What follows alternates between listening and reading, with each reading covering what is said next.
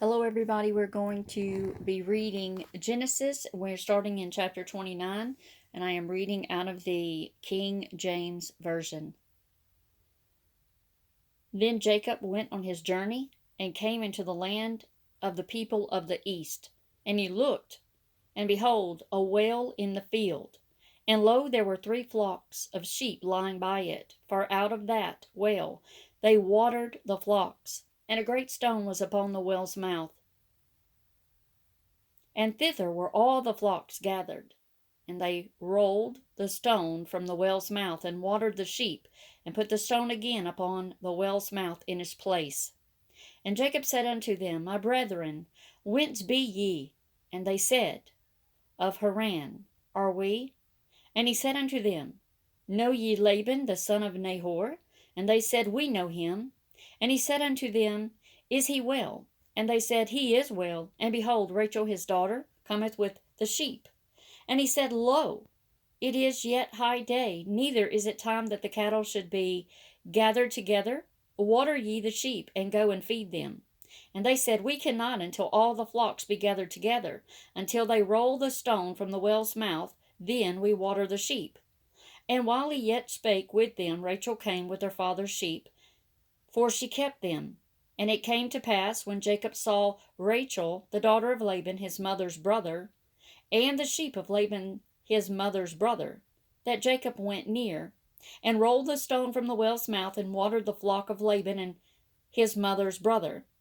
And Jacob kissed Rachel, and lifted up his voice, and wept. And Jacob told Rachel that he was her father's brother, and that he was Rebekah's son.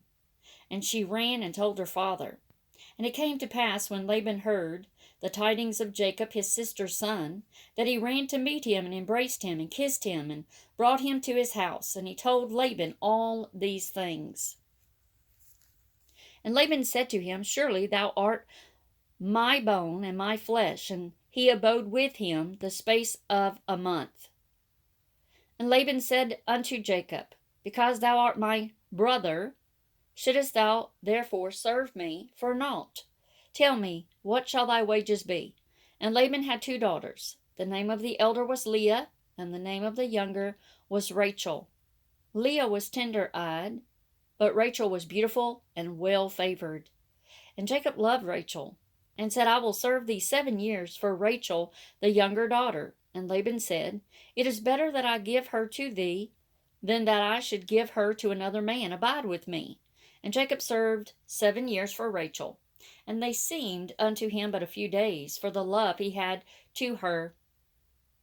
And Jacob said unto Laban, Give me my wife, for my days are fulfilled, that I may go in unto her. And Laban gathered together all the men of the place, and made a feast. And it came to pass in the evening that he took Leah his daughter, and brought her to him, and he went into her. And Laban gave unto his daughter Leah Zilpah his maid for an handmaid. And it came to pass that in the morning, behold, it was Leah. And he said to Laban, What is this thou hast done unto me? Did not I serve thee for Rachel? Wherefore then hast thou beguiled me? And Laban said, It must not be done in our country, to give the younger before the firstborn. Fulfill her week, and we will give thee this also for the service which thou shalt serve with me yet 7 other years.